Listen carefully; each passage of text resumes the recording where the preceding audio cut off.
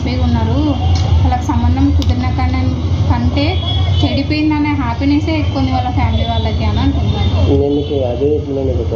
అంటే ఇంకా అప్పుడే నాకు కొంచెం అర్థమైంది, ఏంది వీళ్ళు ఎంత డిఫరెంట్ ఉన్నారా ఏంది అని. వేరే మైండ్ వెళ్ళిపోయింది ఇంకా నాకు. వేస్ట్ అసలు.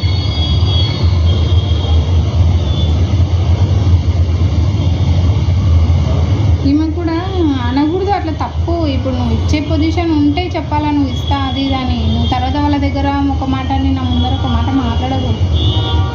నీ వల్లే ఇట్లా అయింది, నీ వల్లనే ఇంత బాధ వస్తుంది, నీ వల్లనే ఇట్లా అయిపోతున్నా అంటే అనకూడదు కదా, తప్పే కదా అది.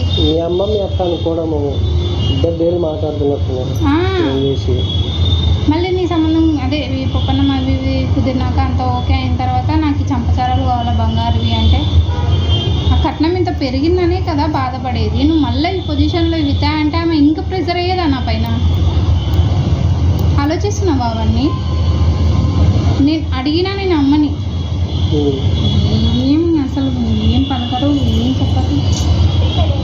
నిజం చెప్తున్నా చూడబ్బా, మా ఫ్యామిలీలో నాకు ఎవ్వరు నచ్చరు నిజం. నేను ఒక్కటే ఏమంటే, నాకు వచ్చే భర్త నన్ను అర్థం చేసుకోవాలా, వానికి నేను తప్ప, నేను వానికి తప్ప ఇంకెవ్వరు ఉండకూడదు మా దాంట్లో. ఇదే నాకు కావాల్సింది. ఎవరైనా మధ్యలో వచ్చి ఇడగొట్టే వాళ్ళు ఉంటే వాళ్ళని ఏం చేసినా పాపం లేదు. నేను ఇదే హ్యాపీ ఉంటా అన్నందుకే కదా ఇవన్నీ చేసింది. కానీ ఆమె నాకు అవన్నీ మాట్లాడకూడదు.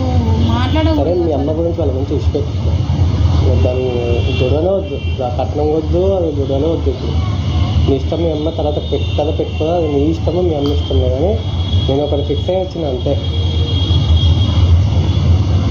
అదే మాట నేను ఆ రోజు కూడా అన్నా, మా ఇంట్లో కూడా చెప్తున్నాను, ఏంటన్నా ఇంత మరి 3 లక్షలకి మనం ఎందుకు ఇంకా ఫ్రీగా చేసుకుంటూ అయిపోతున్నాయి కదా అని కూడా ఆడుకున్నాను. మనం ఏం పాఠశాలలో ఇస్తే మనం తీసుకొని కాదు కదా, జస్ట్ మన ఫంక్షన్ వాళ్ళకి అవి ఖర్చులకి మనం అడిగింది. దానికోసం ఇప్పుడు మనం వాళ్ళు 3 పెడితే మనం 5 పెట్టాలి. అట్లా చేసుకుంటేనే కదా గ్రాండ్గా పెళ్ళి ఉంటాయి, అవి ఉంటాయి అని ఉంటాయి. అందరికీ నువ్వు చెప్తే నమ్మము. నేను కాకముందే 1,00,000 పెట్టినాను, అన్ని అడ్వాన్స్లు ఇచ్చినాయి. జమ్మమ్మకి పెట్టిన, వీళ్ళు పెడుతున్నాను, నేనేం పెట్టినా అన్నిటికీ.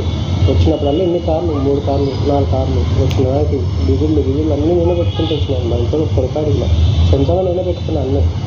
వాళ్ళు సపోర్ట్ చేసినారు, ఏమైనా కావాలా ఒక 50,000 వేసుకోరా అకౌంట్ అంటే, నాకేమొద్దు, నా దగ్గర ఉన్నాయి, నేను తీసుకుంటాను. ఆడికి వస్తున్నారు బట్టల దగ్గర దానిల దగ్గర అన్ని గొడవలు అది పడుతున్నారు కదా. ఆడికి చెప్పినా నేను అమ్మకి ఎన్నిసార్లు చెప్పినా తెలుసా, సరే మా అవన్నీ వద్దు, సరే ఇప్పుడు నాకు నచ్చినది నేను తీసుకోమన్నారు, తీసుకున్నాను, అయిపోయింది. ఆడికి ఇవన్నీ వాళ్ళు ఆడవాళ్ళే అంత, నేను కూడా ఆడదానే కదా, మనమే అంత. చీరల దగ్గర బట్టల దగ్గర ఏడైనా అంత. ఇప్పుడు ఏంది, వాడు నాకు నచ్చినాడు, వానికి నేను చాలా ఇష్టం అని చెప్పినాడు, వానికి నాకు మధ్యలో లేదు, మీరంతా ఎందుకు.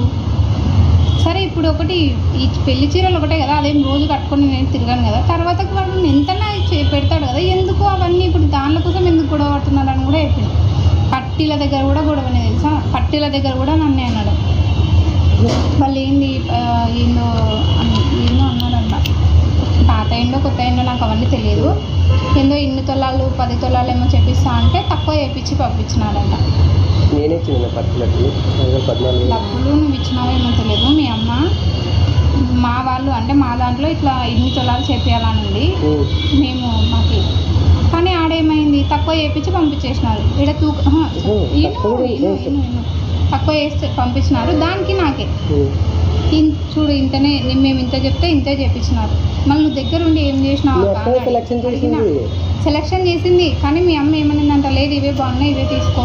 ఆయన కూడా షాప్ అని ఏమన్నాడు, ఫస్ట్ అయితే పాపకి చూపియండి, పాపకి ఎంగేజ్మెంట్ అంటున్నారు కదా, పెట్టండి, నచ్చలేదా మనం వాపస్ ఇచ్చి మనం వేరేవి తీసుకుపోండి. నేను అమ్మని ఏం చెప్పాలా, అమ్మ ఇప్పుడు ఒకటి తీసుకో, ఏదో ఒకటి. పెళ్ళయ్యేంత వరకు కొంచెం ఓపిక పట్టుకొని ఉంది, పెళ్ళయిన తర్వాత మాకు ఇష్టం వచ్చినట్టు మేము ఉంటాం కదా, అప్పుడు ఒకవేళ నాకు ఏది నచ్చితే అది నేను తీసుకుంటాను. ఇప్పుడు ఎందుకు దానికి కూడా గొడవనా.